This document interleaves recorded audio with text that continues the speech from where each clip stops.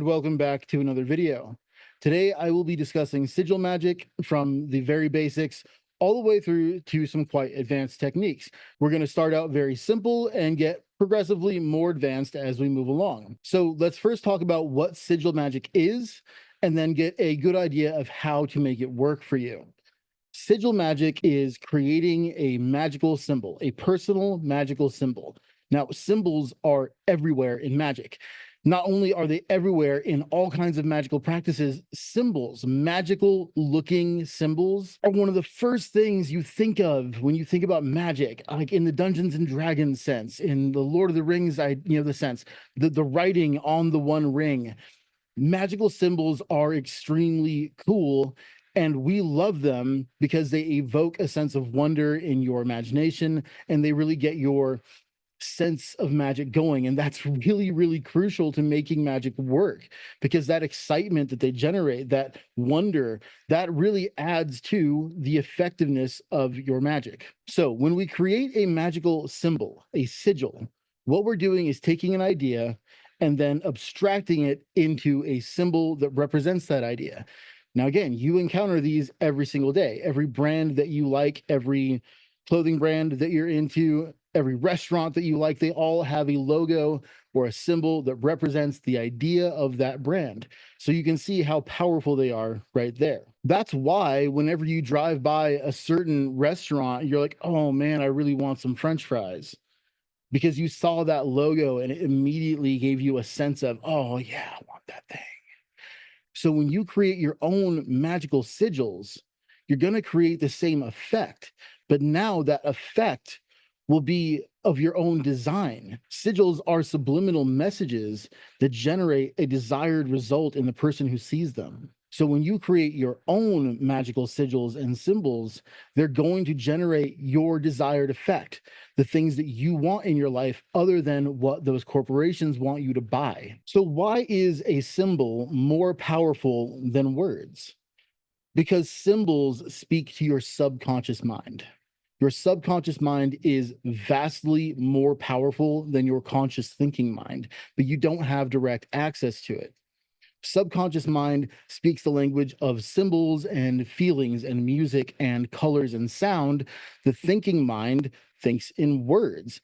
It thinks in a logical, linear fashion. The subconscious mind speaks the language of symbols, and it's also where all magic and manifestation happens. It's where your desires come from. In astrology, it's represented by the moon. It's your moon sign if you're into astrology. So creating a sigil is taking an idea, something you want to manifest into the world, and then abstracting it into a symbol, which gets your subconscious mind kicked into gear to manifest that into your reality. There are many methods of creating magical sigils, and we're going to talk about several of them today. The first method that we're going to talk about comes from the book Liber Null and Psychonaut by Peter J. Carroll. Now, if you're new to all of this, if you're new to sigil magic and to chaos magic, stop the video right here.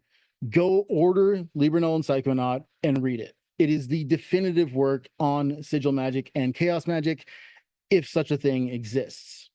Also, This is Chaos is a collection of essays by practicing chaos magicians, including myself, Ivy the Occultist, Carl Abrahamson, of course, Peter J. Carroll. He orchestrated this whole thing.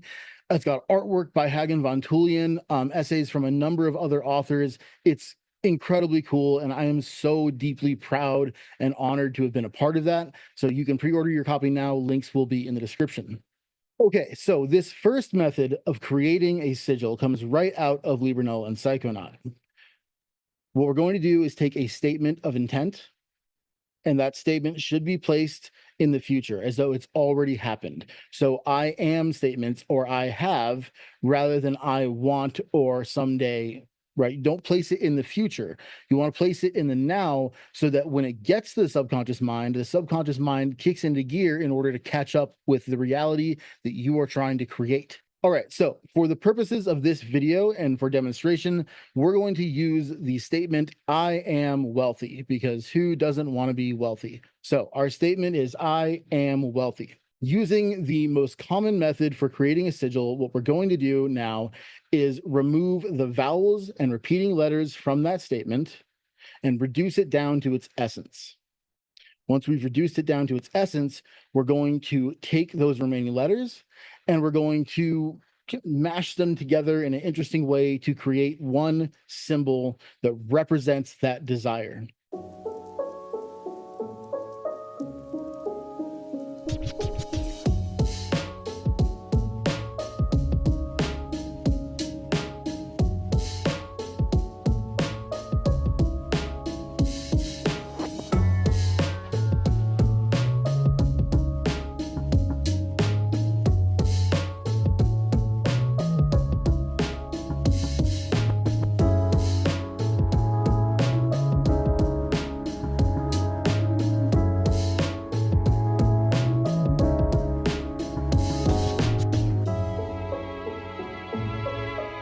Now that we have that symbol, the next step is to implant it deeply into the subconscious mind.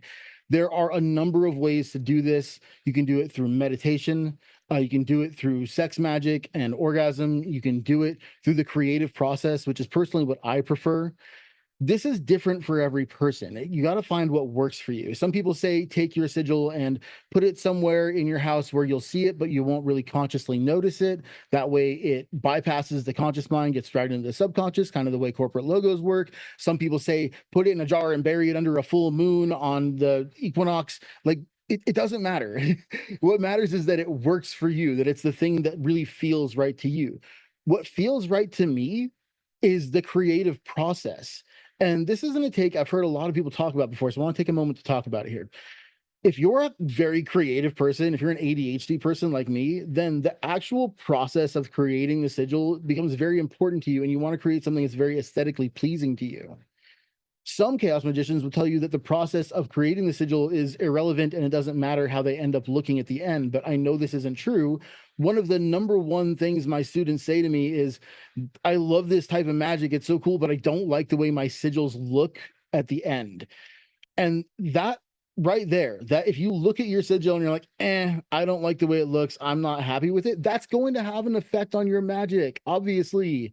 So if you care about the way they look, then keep watching this video, because I'm going to give you a few different ways to make your sigils look way cooler than what maybe you're accustomed to or what you get using this standard method. This method utilizes what we call magic squares. Sort of. We're going to make a chaos square. A traditional magical square is planetary magic. We're going to take that same concept and use letters. So remember, when creating a sigil, we remove the vowels and repeating letters. Well, when you remove the vowels from your standard alphabet, you're left with 20 letters that fit inside this nice 5x4 box. Once you have that 5x4 box, you can essentially connect the dots to create a unique shape. And there you go.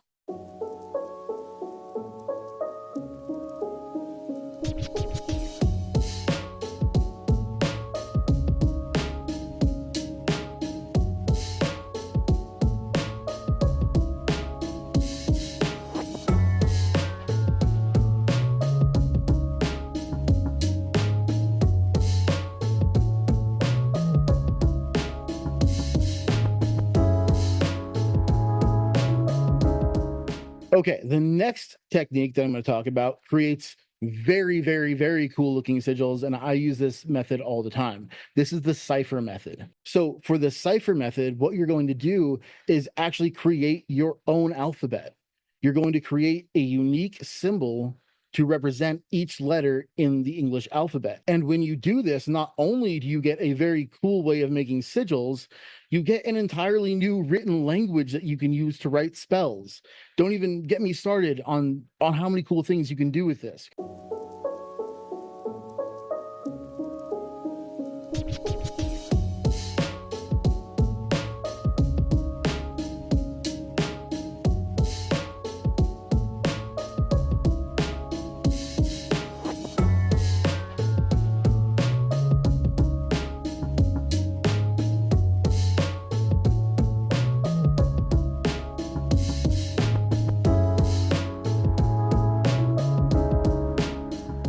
This next method of creating sigils is actually creating bind runes.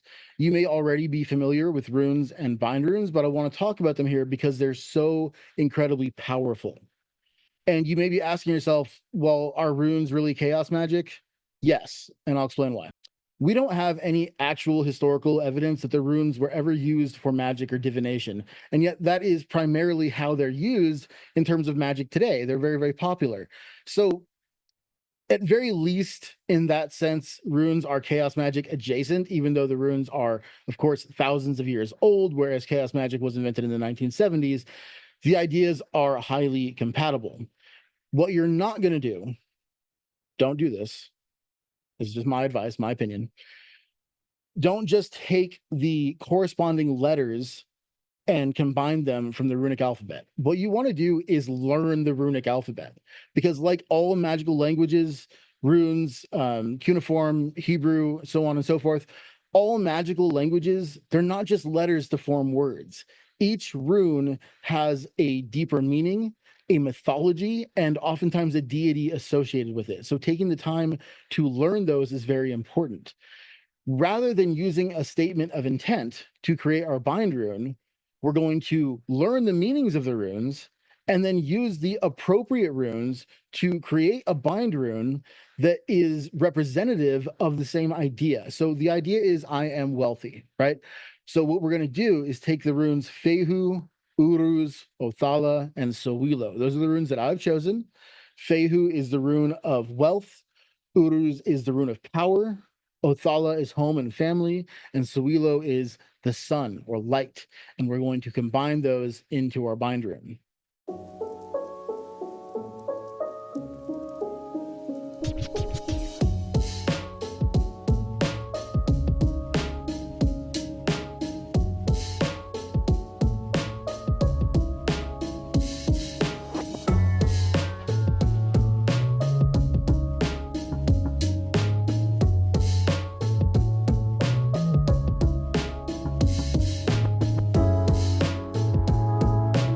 This next technique is super cool, and I want to give full credit where credit is due.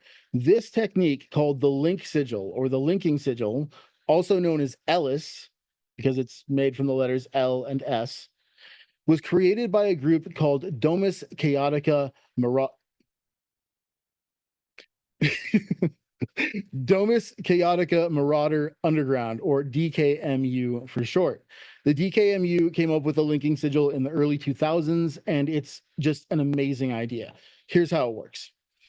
You have this linking sigil and you distribute it to your network, and you maybe go and leave it in some very interesting energetic places. And now, whenever you do a magical working using that link sigil, you are drawing the power and energy from the entire network of link sigils. So they work like satellites, which power every magical working that is using the link sigil. So you're amplifying your power immensely. Here's the thing, though. Okay, here's the thing. So far as I know, the DKMU has no problem with just anyone using the link sigil. It's been out in the public for quite some time. It's very easy to find this thing online. It's very easy for anyone to use it. But I don't recommend doing that. My recommendation is to create your own linking sigil and distribute it to your friends or your magical network. That way you know exactly what energy you're drawing upon for your workings. Here at the Order of Chaos, we have our own link sigil system, and if you'd like to join us and get access to that, by all means, join any of our courses. Links are all in the description.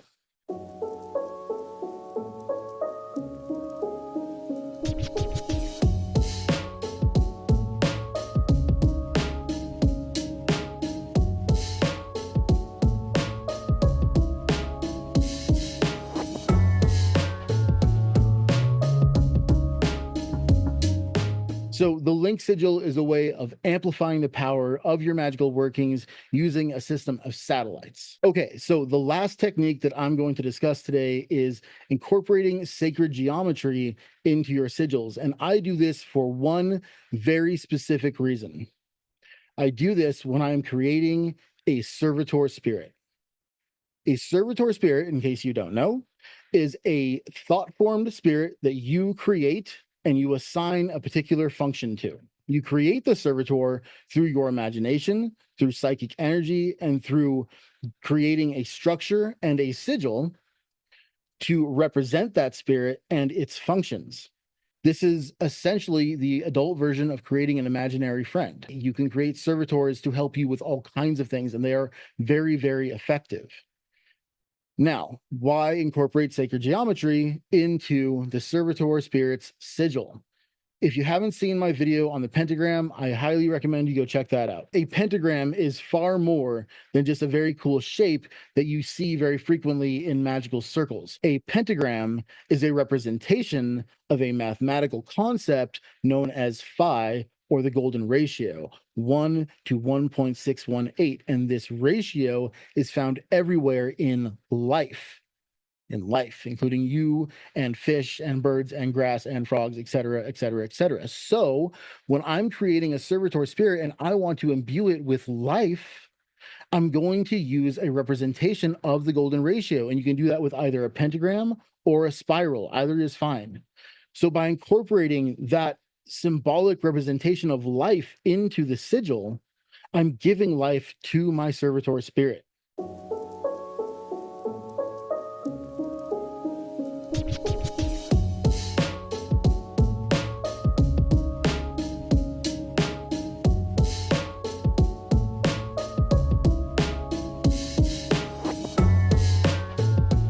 So in the example here, you can see that I've created this servitor using a combination of techniques, because when you're creating a servitor spirit, this isn't something that goes by as quickly as your normal magical sigil operation. You're creating something that you're putting a tremendous amount of psychic energy and time into.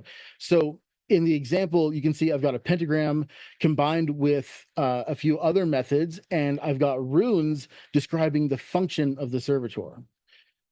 This is a way of making a more complex and very pleasing looking, I think, very cool looking sigil. Again, I think that that element of aesthetic is actually very important. All right, that's it for this video, guys. I hope that this has been helpful or inspirational in some way. Go forth, create chaos, do magic, have fun, and I will see you in the next one.